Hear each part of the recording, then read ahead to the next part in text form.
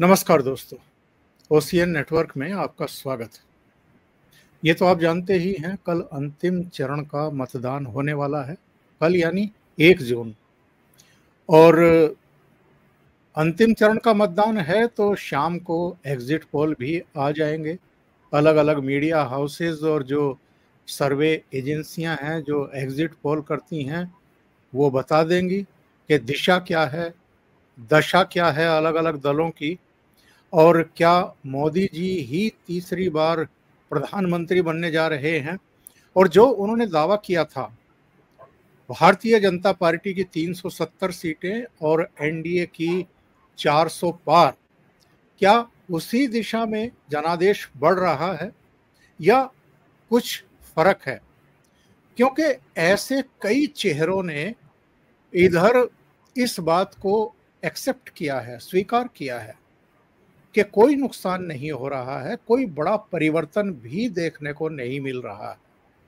अच्छा, मतदाताओं का, देश का जो मूड दिखाई दे रहा है, जो ट्रेंड रहा है अब तक के 6 मतदान का, उससे भी यही साफ होता है कि नरेंद्र मोदी की ही हर तरफ हवा है।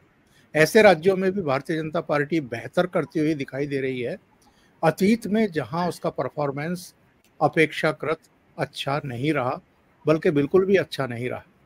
इनमें केरल है, इनमें तमिलनाडु है, उड़ीसा में बढ़ रही है, तेलंगाना में बढ़ रही है, पंजाब में जहां वो 2 तक सीमित रहती थी, 3 तक सीमित रहती थी, वहां से भी कुछ संभावनाएं हैं।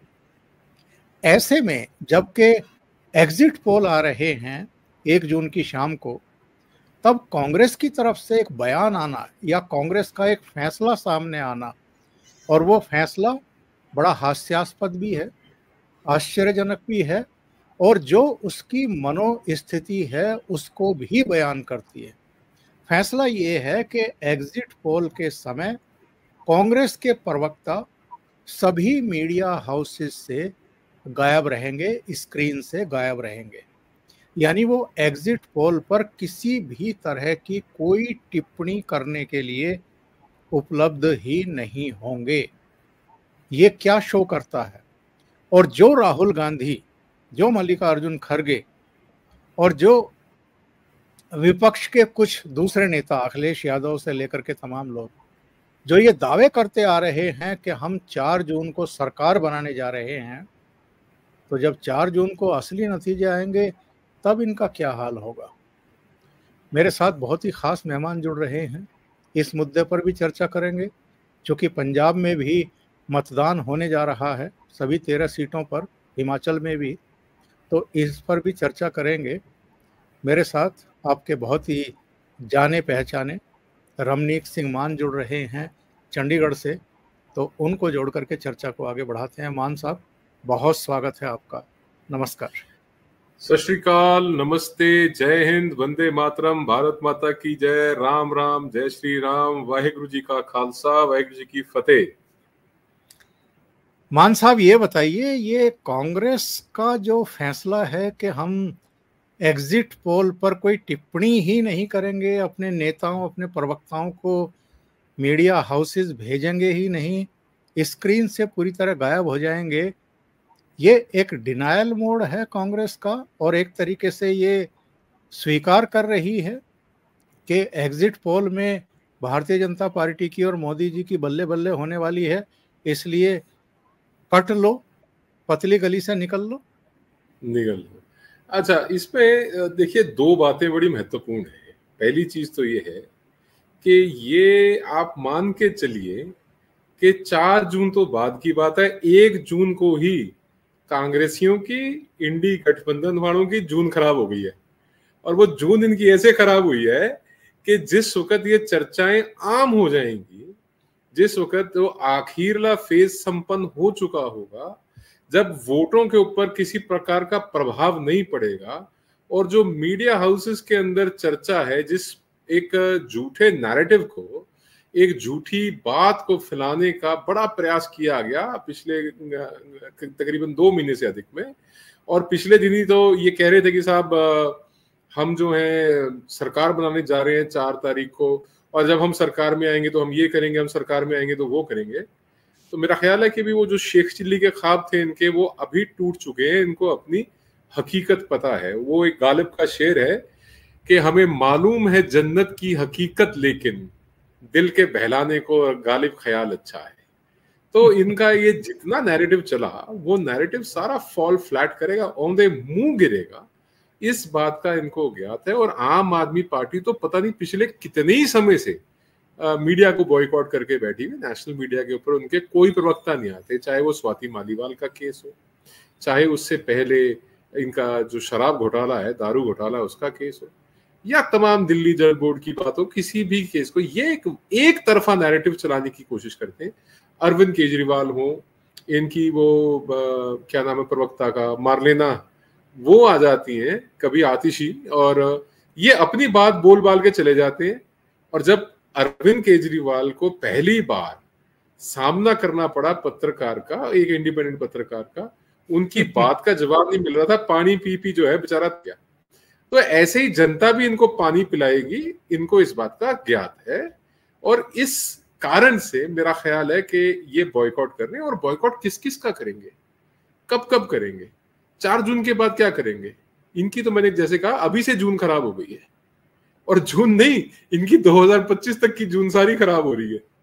और मान साहब, ये तो हम कोई पहली बार नहीं देख रहे हैं कि कांग्रेस डिनायल मूड में है। हमने राहुल गांधी को भी देखा है विदेशों में जब दौरे पर होते हैं, चाहे अमेरिका में चाहे लंदन के दौरे पर होते हैं, वहाँ किस तरह की बातें करते हैं इंडियन डेमोक्रेसी के बारे में, पार्लियामेंट के बारे में, यहाँ की जुडिशियरी के बारे में, यहाँ के मीडिया के बारे में।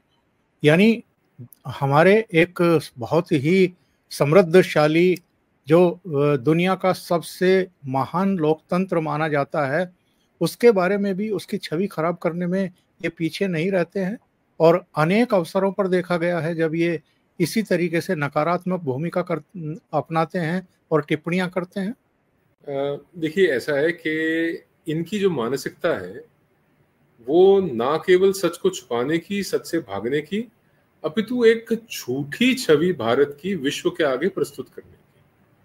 सबसे पहली चीज अगर आप बिल्कुल शुरुआत से देखें तो कांग्रेस पार्टी का जो वास्तविक तरीका था, देखिए इस बात में तो कोई संदेह नहीं है कि कांग्रेस पार्टी एक ब्रिटिश सिविल सर्वेंट की ब्रेन चाइल्ड है, एक ब्रिटिश गवर्नमेंट का सिविल सर्वेंट था, उसका बनाया हुआ ये एक प्रपंच है जिसका नाम था A.O. हुमे।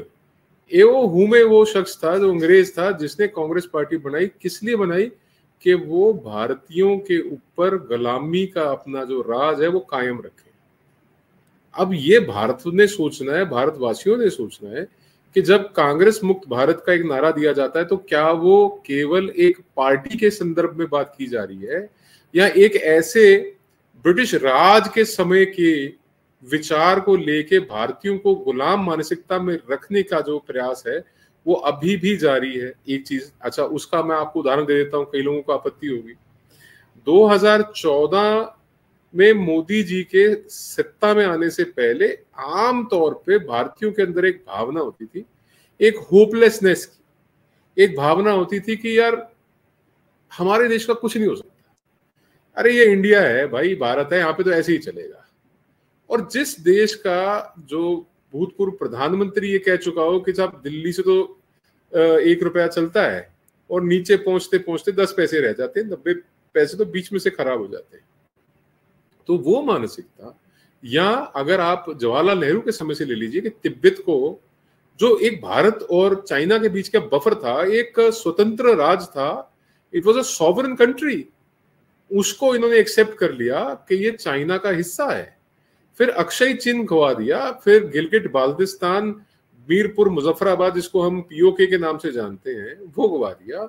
फिर चाहे वो बलूचिस्तान की बात हो, शाह कलात जो है वो भारत के साथ जुड़ना चाहता था, कई मैसेज उन्होंने दिए, नेहरू जी ने बलूचिस्तान को अपने साथ जोड़ा नहीं, और उनको अंततः उनको आज भी बलोचों को पाकिस्तानियों की गुलामी करनी पड़ रही है। फिर जो ये गवादर का पोर्ट हो, अगर गवादर की बात है, मैं कांग्रेस की नीतियों की और नीयत की बात कर रहा हूँ। आपने कहा ना कि ये बाहर जाके भारत से, ये आज का नहीं है, आपको पशे मंजर पिछला जो बैकग्राउंड है, जो गवादर पोर्ट है जहां पे सीपेक बना, जहां पे चाइना ने आके निवेश किया $60 बिलियन का, तो ये भी जो है ये अम्मान का या कतर का होता था ये इलाका, उन्होंने भारत को पेशकश की थी कि आप खरीद लीजिए हमसे, तो नेहरू ने खरीदने से इनकार कर दिया था।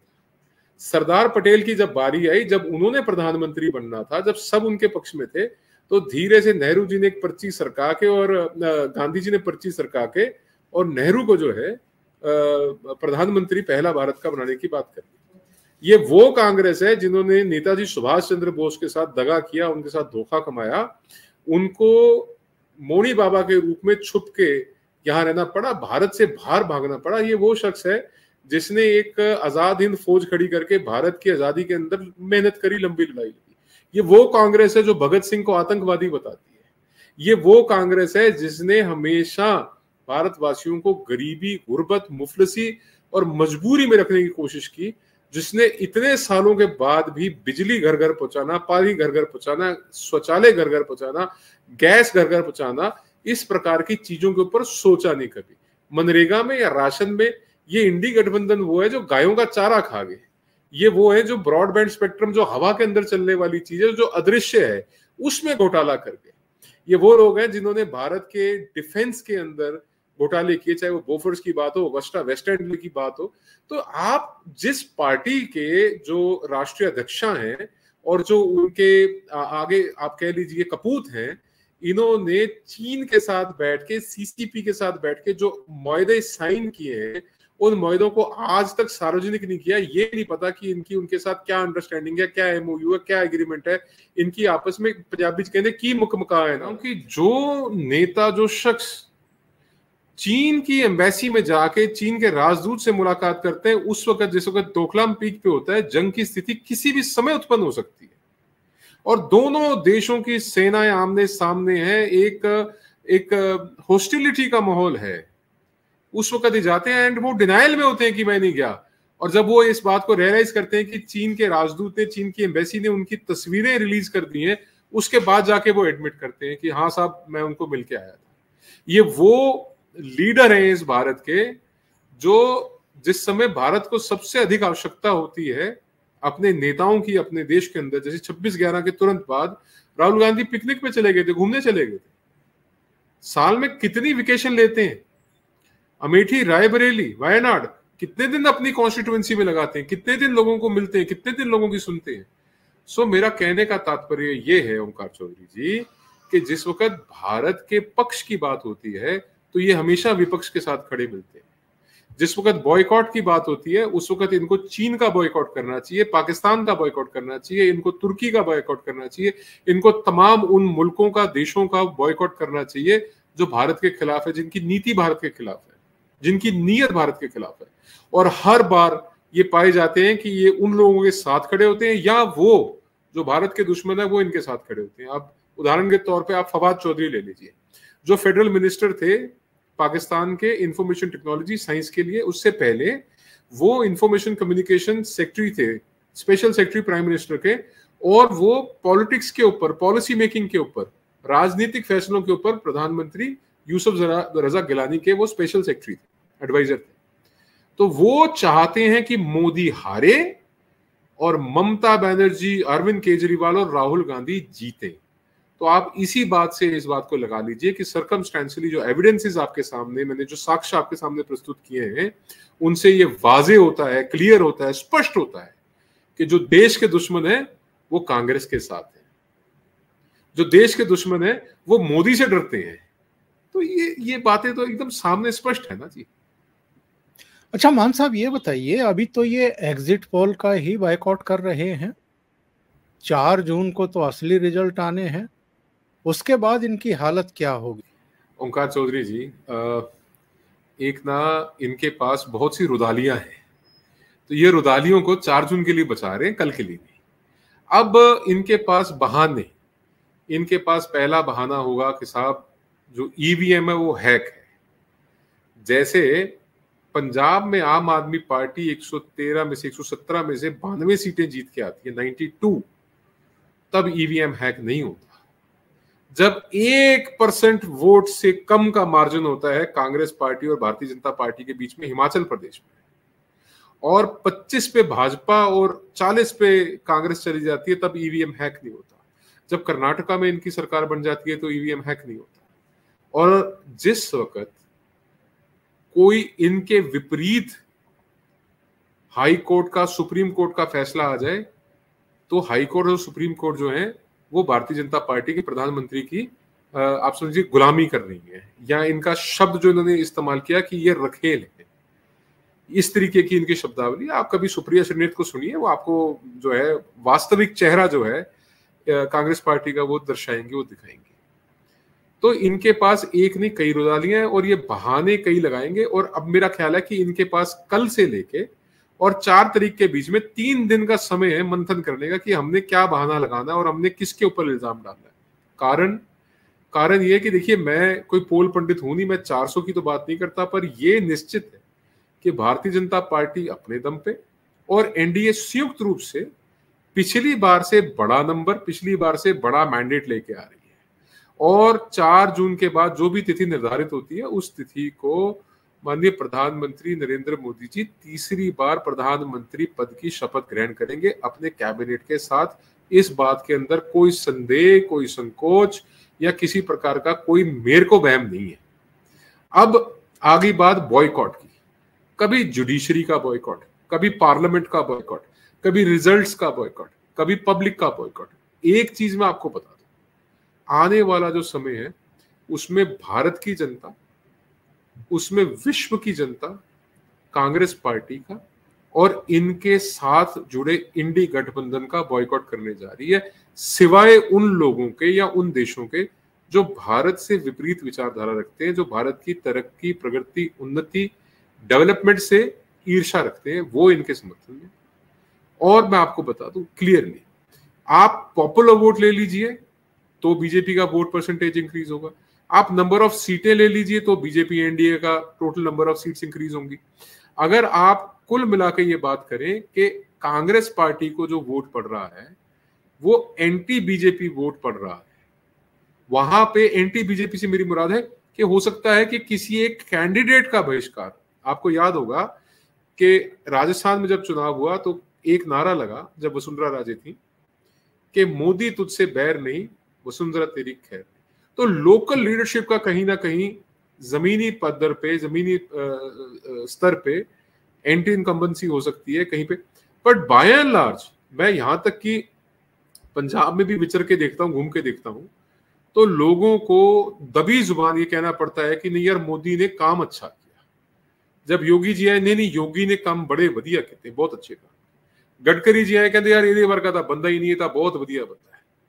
तो कहने का भाव यह है कि नीति और नियत, उससे दोनों चीजों से, और तीसरी सबसे बड़ी चीज जो मोदी की गारंटी है उससे लोग सहमत है, बाय एंड लार्ज बड़े नंबर्स में लोग सहमत है। और ये एक ऐसा कारण बनेगा कि जो इस बार फिर से तीसरी बार क्लीन स्वीप की जो तैयारी है वो इलेक्शंस में है। अब रोना धोना आपको पता है चौधरी साहब लगा रहता है, वो तो हम भी अक्सर देखते हैं, आप टीवी डिबेट में बैठते हैं, मैं भी बैठता हूं। जिस तरीके के तथ्य, जिस तरीके की बातें, जिस तरीके के लॉजिक जो कांग्रेस पार्टी के प्रवक्ता या इंडी गठबंधन के प्रवक्ता रखते हैं, हास्यास्पद है, हंसी आती है। हाई स्कूल के बच्चे उनसे अच्छा डिबेट कर लेते हैं।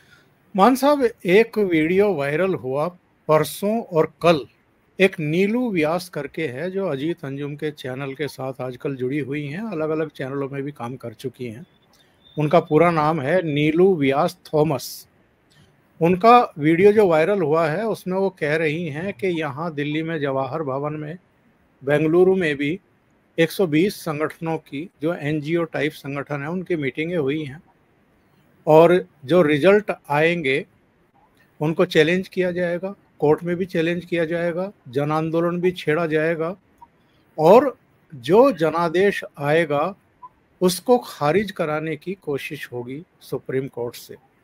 इसका मतलब ये है कि कहीं ना कहीं कुछ खुरापातें चल रही हैं, कुछ योजनाएं चल रही हैं जिनको ज़मीन पर उतारने की कोशिशें होंगी। ईवीएम को मुद्दा बना करके ईवीएम के जरिए गड़बड़ियां की गई हैं ऐसा कह करके, और उसकी पेशबंदी भी शुरू हो चुकी है, क्योंकि ये आयोग गए थे ज्ञापन लेकर के कि साहब शुरू के जो 2-3 फेज़ के पूरे आंकड़े थे उनको जारी करने में चुनाव आयोग ने कई दिन लगा दिए, तो कुछ मैनिपुलेशन हुआ है। अगर इस तरह की चीजें, इस तरह की हरकतें होती हैं तो इसको क्या माना जाए? अब आप चुनाव आयोग और जो हमारी इतनी बेहतरीन व्यवस्था है कि इतने बड़े पैमाने पर 140 करोड़ की आबादी और 100 करोड़ से ज़्यादा मतदाता, करीब-करीब 100 करोड़ समझ लीजिए, उन तक पहुंचना, उनके मत प्राप्त करना और अल्टीमेटली ये अलग-अलग राज्यों में भी समय पर चुनाव कराना और जहां सत्ता परिवर्तन हो रही है, वहां सत्ता परिवर्तन बड़े सहज भाव से होना। एक तरफ हमारे पड़ोसी हैं, चीन में तो तानाशाही है, पाकिस्तान में लोकतंत्र है ही नहीं। हमारे यहाँ लोकतंत्र फल फूल रहा है, तो उस पर भी उस बदनामी के दाग उंडेलना और जो एक प्रधानमंत्री तीसरी बार चुना जा रहा है लगातार, उसको लेजिटिमेट ना करके उस पर प्रश्न चिन्ह खड़े करने की कोशिश करना एक बड़ी साजिश है ये। देखिए चोई साहब, पहली बात तो ये है कि इस बात को बहुत सीरियसली, गंभीरता से या संजीदगी से, जो भी आप शब्द इस्तेमाल करना चाहिए, लेना पड़ेगा। कारण ये है कि अनेकों देशों में, यहाँ तक कि अमेरिका में भी जब डोनाल्ड ट्रंप पिछली बारी चुनाव हारे तो वहां पे बहुत जिसे कहते हैं सिविल राइट की स्थिति बन गई। अमेरिका में जिस तरीके के हालात उत्पन्न हुए, वो सारी तस्वीरें आज भी यूट्यूब पे कहीं ना कहीं अवेलेबल होंगी, आप देख सकते हैं। कैपिटल कॉम्प्लेक्स के अंदर किस तरह घुस गए लोग और किस तरीके से कोर्ट के अंदर जाके कोर्ट से निर्णय लेना पड़ा। भारत एक ऐसा वाहिद देश रह गया है, ऐसा मुल्क रह गया है जहां पे फंक्शनल डेमोक्रेसी जिसे कहते हैं वो आज भी जीवित है। और अगर हम बिल्कुल जमीनी स्तर के ऊपर बात करें तो अगर आपको याद होगा, ब्लैक लाइफ मैटर्स का जो केस हुआ था, उसमें एक शख्स के गर्दन के ऊपर गोड़ा रख के एक पुलिस अधिकारी ने दबाया और जब उसने कहा मुझे सांस नहीं आ रहा तो और जोर से घोटा उसका गला और अंततः उसने दम तोड़ दिया। तो अमेरिका के अंदर एक जो मानवीय अधिकार हैं, मानव अधिकार हैं, या जो एक ह्यूमन वैल्यूज हैं, वो कहीं मायने नहीं रखती। अमेरिका के अंदर जो कुछ हुआ, वैसी परिस्थिति या जैसी परिस्थिति अरब में अरब स्प्रिंग के नाते हुई, या जैसी परिस्थिति पाकिस्तान में पीछे 9 मई पिछले साल को हुई, तो ये जो परिस्थितियां हैं उनको रिपीट करना और उसका ट्रायल रन जो है, ये लोग बाखूबी करके देख चुके हैं। इन्होंने, चाहे वो शाहीन बाग की बात हो, चाहे वो किसान आंदोलन की बात हो, इनके पास अंततः जो कम्युनिस्टों का, नक्सलियों का जो तरीका है हथियार उठाने का या आगजनी करने का या प्रदर्शन के रास्ते एक सिविल डिसोबीडियंस कह लीजिए, या आप जमीनी स्तर के ऊपर एक भारत के अंदर व्यापक रूप से डिस्टर्बेंस की, जिसकी बात निरंतर हमारे जनरल बिपिन रावत साहब जो पूर्व सीडीएस हैं वो करते रहे हैं, या जनरल मलिक भी कहते रहे हैं कि 2.5 फ्रंट जो है उसको भारत को उसका सामना करना पड़ेगा। तो ये जो आधा फ्रंट अंदर से खोलना और भारत को अंदर से डिस्टर्ब करना, अंदर की जो फॉल्ट लाइंस है उनको उभारना, ये सारी चीजें उसकी तरफ प्रयास है। और खास तौर पे जब आप कहते हैं कि 120 से अधिक एनजीओज और संगठनों ने बैठ के चर्चा करी है, तो भाई साहब, this sends alarm bells ringing. क्योंकि आपको याद होगा कि एक समय पे भारत के अंदर जो एक नैरेटिव है जो मीडिया पे चलता है, या आम समाज में जो नागरिकों के मन के अंदर भाव है, उनके विचार हैं, उनको विदेशी एनजीओस कंट्रोल करते थे। चाहे वो एमनेस्टी इंटरनेशनल हो या तमाम किस्म की जो आप कह लीजिए इन्वायरमेंटल या इन्वायरमेंट प्रोटेक्शन एनजीओस हो, चाहे वो भारत में कहीं पे बांध ना बनने देना, या भारत चीन के पास वहां पे सड़कें ना बनने देना, बॉर्डर रोड इंफ्रास्ट्रक्चर डेवलप ना होने देना, ये कह के कि साहब आप पर्यावरण को नुकसान पहुंचा रहे हैं। अरे भारत देश को सुरक्षित रखना आवश्यक है, और जो तुम कह रहे हो पर्यावरण, उसके लिए यहाँ पे मिनिस्ट्री ऑफ एनवायरमेंट है। तो जब इन्वायरमेंटल क्लियरेंस आ जाती है उसके बाद किसी का अधिकार नहीं होता। अब ये वही दोबारा जो पहले चला उसको रिपीट और रिप्ले करने का प्रयास कर रहे हैं। मैं ये समझता हूं कि ये बहुत बुरी तरीके से नाकाम होंगे, कारण पब्लिक ओपिनियन आज भारतीय जनता पार्टी के एनडीए गठबंधन माननीय प्रधानमंत्री मोदी जी के साथ है। पब्लिक ओपिनियन जब आपके साथ होता है, जब देश की जनता आपके साथ होती है, जब दूसरों के क्रिएट किए हुए झूठे नैरेटिव और उनके द्वारा गढ़ी हुई जो कहानियां हैं, जब उसके अंदर लोग नहीं उनके बहकावे में आते, तो कोई भी मास मूवमेंट जो है वो सक्सेसफुल या कामयाब नहीं हो पाता। जैसे अभी आपने देखा कि फार्म प्रोटेस्ट 2.0 जो शंभू बॉर्डर पे लगा वो उठा, वो कामयाब नहीं हुआ क्योंकि मास सपोर्ट, पब्लिक सपोर्ट नहीं मिला। बावजूद इसके कि बहुत पैसा दोबारा दूसरी बार पंप किया गया, एक बहुत अच्छी तैयारी की गई, सब प्रयास किए गए, पर इस बार आते आते सरकार ने, जो हमारी एजेंसीज हैं, इदारे हैं, उन्होंने भी अपनी तैयारी कर रखी थी। ये नहीं तैयारी कर रखी थी कि जी हमने कोई मारकाट कत्लो गारत करनी है, पर इनके जो फंड्स, जहां से पैसा आता है, फाइनेंस के सोर्सेज हैं, उनको चोक करना, इनके जो मुख्य ऑपरेटर्स हैं उनके ऊपर पैनी निगाह रखना, और जब भी भारत विरोधी किसी प्रकार की गतिविधि होती है उसमें उनको दर्द दबोचना। हाँ, इस बात के साथ साथ इसी सांस में इर्रिस्पेक्टिव एक बात और कहना बहुत महत्वपूर्ण है, और अगर नहीं कही जाएगी तो नाजायज हो जाएगी, कि अगर कहीं कुछ गलत हुआ है, जैसे पहले होता था, बूथ कैप्चरिंग होती थी, पर्चियां छाप छाप के डाली जाती थी, अब ईवीएम है, बटन है, मशीन है। अगर कहीं पे कोई हाइपर सेंसिटिव बूथ है, कोई सेंसिटिव बूथ है, कहीं पे अगर रीपोलिंग की आवश्यकता महसूस होती है, और वो विपक्ष के कहने से या इन एनजीओ के कहने से नहीं, वहां की जो लोकल पुलिस है, एडमिनिस्ट्रेशन है, क्योंकि अभी चार्ज जो है तकरीबन इस वक्त सारा का सारा कंट्रोल जो है वो इलेक्शन कमीशन के पास है। अगर इलेक्शन कमीशन को लगता है कि यहाँ पे पोलिंग ठीक नहीं हुई, या यहाँ पे समस्या रही, यहाँ पे उन बूथों पे, सेंसिटिव बूथों पे, या उन क्षेत्रों में जहां पे ऐसी कोई दिक्कत है, वहां पे रीपोलिंग के लिए या रीपोलिंग तक उन पर्टिकुलर कॉन्स्टिट्यूएंसीज का रिजल्ट होल्ड कर लेना चाहिए। स्पेशली अगर margin of vote polled cast, जो कास्ट हो रखे हैं, पोल वोट कास्ट हो रखे हैं, उससे अगर अधिक नहीं है, तो फर्ज कर लीजिए कि किसी बूथ पे जहां पे सेंसिटिव है वहां पे पोल कास्ट हुए 700 और जीत हार का मार्जिन है वो 300, 200, 500 या 700 से नीचे है, तो वहां पे रिजल्ट होल्ड करना जायज है। और अगर कहीं पे पहले ही मार्जिन 7 या 8 लाख का या 6 लाख का मार्जिन है, किसी एक बूथ पे, सेंसिटिव बूथ पे अगर 1000-1500 पोल कास्ट हुए हैं, तो डिक्लेयर किया जा सकता है, और उस बूथ का जो रिजल्ट है वो बाद में रिलीज किया जा सकता है। कॉन्सिक्वेंशियल नहीं है तो रिजल्ट डिक्लेयर कर देना चाहिए, अगर कॉन्सिक्वेंशियल है तो रिजल्ट विदहोल्ड कर लेना चाहिए। ये बात जरूर है, पर मैं नहीं समझता बाय एनी मेजर किसी भी सूरत में आप ये भारत की लोकतांत्रिक प्रक्रिया जो है, ये जो भारत का लोकतांत्रिक उत्सव है, उसको अपने निजी मफाद के लिए, अपने निजी हितों के लिए, अपने फायदे के लिए, लाभ के लिए, या आप कंपीट कीजिए, मुकाबला कीजिए। अब देखिए, बड़ा ओंकार जी हास्यास्पद है, जब प्रधानमंत्री मोदी बोलते हैं, टीवी पे कवर होते हैं, प्रधानमंत्री है भाई, टीवी पे तो कवर होंगे, तो विपक्ष का कहना ये होता है कि साहब मोदी जी तो हर समय टीवी पे रहते हैं, मोदी जी तो हर समय टीवी पे आते हैं, मोदी जी ने तो सारा एयर टाइम खा लिया। अरे जब पिछले प्रधानमंत्री 10 साल रहे, उनका टॉक टाइम बहुत बचा हुआ है भाई, तो वो टॉक टाइम ही पूरा कर रहे हैं। और जब मोदी जी चुप कर जाते हैं, अब फर्ज कर लीजिए आज और कल मोदी जी ने 1 तारीख शाम तक वहां पे विवेकानंद रॉक कन्याकुमारी में उन्होंने वहां पे ध्यान में रहना है, तो 2 दिन जब मोदी जी चुप है तब इनको समस्या है।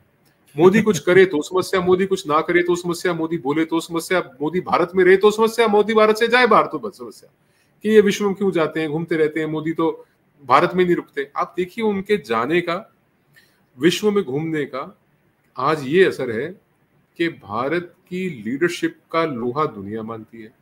कांग्रेस पार्टी एग्जिट पोल का बॉयकॉट करे या रिजल्ट आने के बाद उसको चैलेंज करे, पर विश्व की जनता, विश्व की लीडरशिप, तमाम मुल्क दुनिया के, चाहे वो यूक्रेन हो, रशिया हो, आपस में कॉन्फ्लिक्ट में, वो मोदी जी को मानते हैं। चाहे वो ब्रिटेन है, अमेरिका है, यूरोप के सारे देश हैं, वो मोदी जी को मानते हैं। चाहे मिडिल ईस्ट अरब हैं, चाहे OIC, organisation of Islamic countries के जो लीडर है, वो मोदी जी को मानते हैं, वो मानते हैं लोग मोदी जी को। आप नहीं मानोगे तो क्या फर्क पड़ता है? आप मुट्ठी भर 4 लोग, 5 लोग हैं, और आप षड्यंत्र अगर भारत के खिलाफ करेंगे, तो मेरा ख्याल है कि इस बार इनकी बढ़िया से, इनका बहुत बढ़िया वाला इलाज करना बहुत जरूरी है।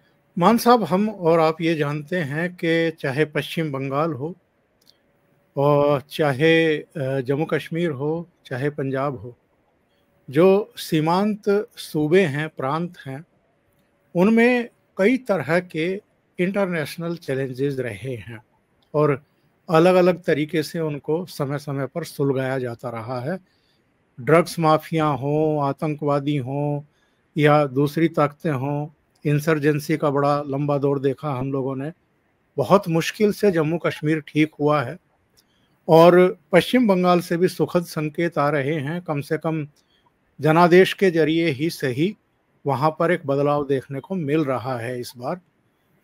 लेकिन जहां तक पंजाब का सवाल है, पंजाब में प्रधानमंत्री नरेंद्र मोदी के खिलाफ एक विश्व वमन करने के लिए, लोगों में गलत परसेप्शन बनाने के लिए 3 कृषि कानूनों के खिलाफ एक लंबा आंदोलन चलाया गया, और उसके पीछे कौन कौन ताकतें थी वो किसी से अब छिपा नहीं है, सब जानते हैं। जॉर्ज सोरोस से लेकर के खालिस्तानियों तक सब थे। आईएसआई भी, जिसको वहाँ पर डीप स्टेट कहा जाता है, दूसरी तमाम ताकतें, वो सब थी। चलिए, वो भी किसी तरीके से निपट गया, और एक बड़े खतरे को देखते हुए प्रधानमंत्री ने वो 3 कृषि कानून भी वापस ले लिए। लेकिन चीजें इधर हम पंजाब में भी थोड़ी संभली हुई देख रहे हैं। इसके बावजूद के सीमा पार से भी साजिशें होती रही हैं, और कनाडा और यूएस से भी और यूके से भी। इस बार जो मतदान होने वाला है, आज होने वाला है, 1 जून है आज, तो क्या आपको दिखाई दे रहा है? मैं तो कल एक दूसरे चैनल पर था संजय दीक्षित के साथ, तो मेरा तो मानना ये था, चूंकि मैं भी चंडीगढ़ रहा हूँ तो पंजाब को बहुत नज़दीकी से देखा है, वहाँ के मिजाज को देखा है। मेरा मानना था कि इस बार थोड़ा सा उलझाव है, यानी क्लियरिटी नहीं है कि किसके पक्ष में पंजाब के का राजनीतिक ऊंट बैठने जा रहा है। लेकिन आप बहुत बेहतर तरीके से जानते हैं, चंडीगढ़ में रहते हैं, आपके पास सतही जानकारी आती रहती है। इस समय सिचुएशन क्या है? मैं आपकी बात को इंड्रोस करते हुए, पहले तो मैं, आपने जो सीमांतर राज्यों की बात करी उसमें आपने जम्मू कश्मीर, पंजाब की बात कर ली, बंगाल की बात कर ली, राजस्थान में, गुजरात में, उत्तराखंड में, बिहार में, उत्तर प्रदेश में जो नेपाल के साथ लगता इलाका है वहाँ पे, या फिर पूर्वोत्तर में आप चले जाइए, चाहे वो मणिपुर हो, चाहे वो अरुणाचल हो, चाहे वो असम हो, तो इन सभी जगहों में भारत के अंदर जो भी वीक पॉइंट्स हैं, जो भी चोक पॉइंट्स हैं, या जो भी फॉल्ट लाइंस हैं, चाहे आप दक्षिण में चले जाइए, तमिलनाडु में, केरला में भी एक प्रयास किया गया, कर्नाटका में एक बार कहा था कि जी हम अपना अलग झंडा बनाएंगे कर्नाटका वाले। तो ये जो एक निरंतर प्रयास है वो भारत के खिलाफ, भारत की जो एक यूनिटी है, इंटीग्रिटी है, जो भारत की संप्रभुता है, सॉवरेनिटी है, उसको चैलेंज करने का काम समय समय पे भारत विरोधी ताकतें भारत के अंदर से भी और भारत के बाहर से भी काम करती रही हैं, अब आज भी कर रही हैं, मेरे को कोई इसमें संदेह नहीं है। और इस बात को एडमिट करने में कोई गलती भी नहीं, गुनाह भी नहीं है कि ये लोग सब मिलकर भारत के खिलाफ एक बड़ा षड्यंत्र रच रहे हैं। एक चीज।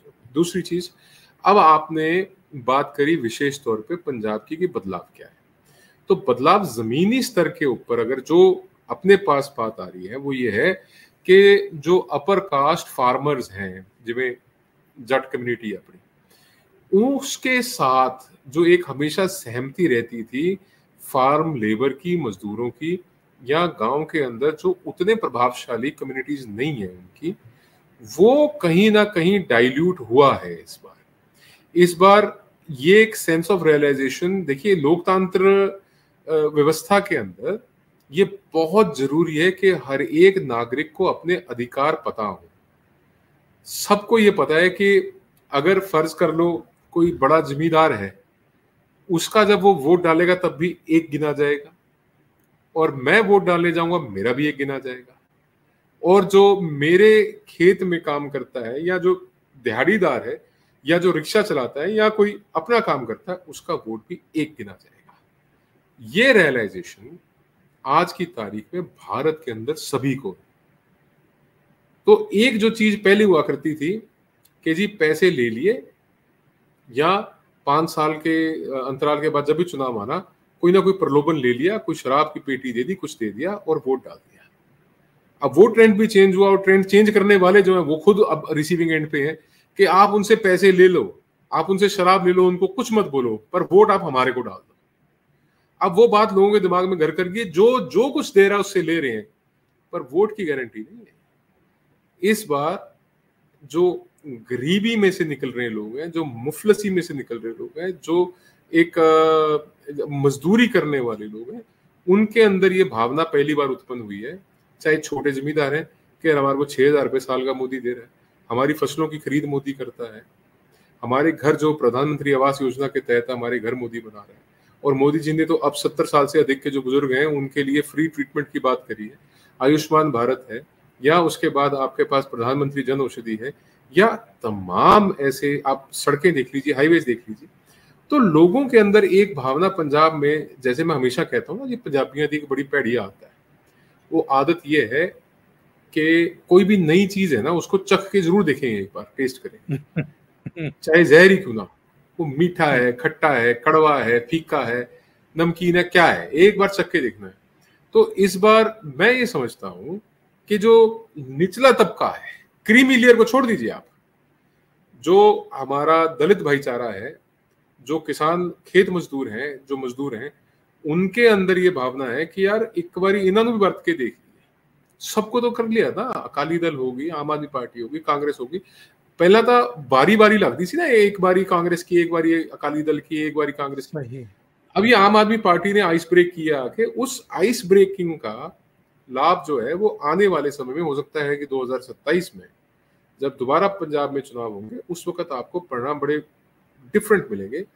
जमीनी स्तर के ऊपर एक आप डिवाइड कह लीजिए, वो अमीर गरीब रिच पुअर का हो चुका है, डोमिनेंट का और सप्रेस्ड का हो चुका है, और कहीं ना कहीं जो हिंदू भाईचारा है, जो सनातनी है, उनके अंदर भी अर्बन के एरियाज में खास तौर पे ये भावना है कि क्यों ना बीजेपी को हम एक मौका दें। और पिछली बार की 2 सीटों से आप, मैं इस बात को sticking my neck out and saying, पिछली बार की 2 सीटों से बीजेपी बेहतर करेगी। 6 सीटों पे आज साहब, 6 सीटों पे अच्छी फाइट दे रही है बीजेपी आज। वो उसमें गुरदासपुर, होशियारपुर, आपका फतेहगढ़ साहब, जलंधर और पटियाला, इन सीटों पे बहुत अच्छी फाइट दे रही है। चाहे वो दिनेश बब्बू हो, सुशील रिंकू हो, अनीता प्रकाश हो, रवनीत बिट्टू लुधियाना, और ये जो गीजाराम वाल्मीकि हैं फतेहगढ़ साहब से रिजर्व सीट है। गीजाराम वाल्मीकि का मेरे को लगता है he will prove to be a dark horse, मुझे ऐसा लगता है, क्योंकि वो ऑल इंडिया वाल्मीकि समाज के अध्यक्ष हैं और उनकी जमीन के ऊपर अच्छी पकड़ है। मैं समझता हूँ जितनी टिकटें बीजेपी ने पंजाब में दी, बहुत सोच समझ के दी है और बहुत इक्वेशंस को अच्छे से लगा के, चाहे पटियाला में प्रनीत कौर हो, चाहे दिनेश बब्बू हो, सुशील रिंकू हो, रवनीत बिट्टू हो, अनीता प्रकाश हो या गीजाराम वाल्मीकि हो, ये लोग अपने अपने इलाके में अच्छी फाइट देंगे और इन 6 सीटों के ऊपर अच्छा वोट मार्जिन। और मैं एक बात तो आपको निश्चित बता सकता हूं कि आप पिछले चुनाव उठा के देख लीजिएगा, आप ये पाएंगे कि भारतीय जनता पार्टी का पंजाब के अंदर वोट शेयर बहुत इंक्रीज होगा, और वो बावजूद किसान आंदोलन के, वो बावजूद उन लोगों के जो भारतीय जनता पार्टी के कैंडिडेटों को गांव में नहीं घुसने दे रहे, शहरों में नहीं घुसने दे रहे, वो बावजूद इसके कि उस आंदोलन के रिसीविंग एंड पे सिर्फ और सिर्फ भारतीय जनता पार्टी। और इस चुनाव में अगर कोई डेसिमेट होगा, अगर कोई ध्वस्त होगा, तो वो शिरोमणि अकाली दल ध्वस्त होगी इन चुनावों में। इस बात के अंदर भी मुझे कोई संदेह नहीं है। चलते चलते एक टिप्पणी में इस पर भी चाहूंगा, पिछले 10 साल बतौर प्रधानमंत्री नरेंद्र मोदी ने बहुत संयम का परिचय दिया है, बहुत समझदारी से, बिना बोले, बिना रिएक्ट किए अपना काम किया है, देश की प्रतिष्ठा पूरी दुनिया में स्थापित की है, एक सम्मान उसको दिलाया है। लेकिन जिन लोगों का हम, जिन तत्वों का हम जिक्र कर रहे थे अभी, वो देश के भीतर भी हैं और देश के बाहर भी हैं। तीसरी बार जब नरेंद्र मोदी देश की कमान संभालेंगे, आपको लगता है कि इस बार पिछली बार की अगर बेहूदगियाँ, गुस्ताखियाँ, बदतमीजियाँ दोहराई गई, तो इस बार बदले हुए मोदी दिखाई दे सकते हैं और बहुत सख्त कार्रवाई की जा सकती हैं? देखिए, मैं आपको एक बात वाज़ेह करता हूँ।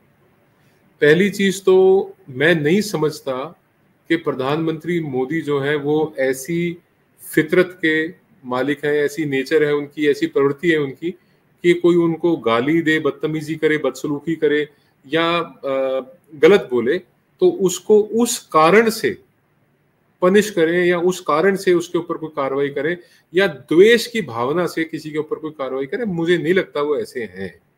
हाँ, परंतु एक बात निश्चित है, जो नेता बाहर बेल पे हैं, अब मेरी बात को आप गौर से सुनना, और चौधरी साहब आप समझदार हैं, आप समझेंगे, जो नेता बेल पे हैं, जिनके खिलाफ मजबूत साक्ष्य हैं, जिनके खिलाफ अच्छे केस हैं, उनके खिलाफ निश्चित रूप से कार्रवाई होगी।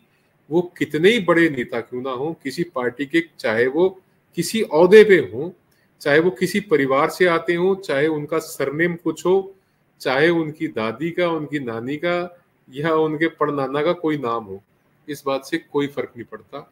अगर आप कानून की नजर में, कानून की दृष्टि में गुनहगार हैं, तो मैं समझता हूं कि ये आने वाले 5 साल, जैसे वो कहते ना कि भी शनिकाल है, आप सबके लिए गौर से सुन लो। जिन जिन लोगों ने भारत के खिलाफ गुस्ताखी करी है, जिन जिन लोगों ने भारतीयों के खिलाफ गुस्ताखी करी है, जिन जिन लोगों ने अपने देश के साथ द्रोह किया है, जिन जिन लोगों ने भ्रष्टाचार किया है, जिन जिन लोगों ने अपने फायदे के लिए नागरिकों का, भारतीयों का नुकसान किया है, आप सबका बुरा समय 4 जून के बाद प्रारंभ है, लिख लीजिए। रमनीक सिंह मान जी, बहुत बहुत धन्यवाद आपका। आपने ओशियन नेटवर्क के लिए इतना समय निकाला और बहुत महत्वपूर्ण मुद्दों पर चर्चा की। Thank you so much. नमस्कार। सत श्री अकाल, नमस्ते, जय हिंद जी। जय हिंद।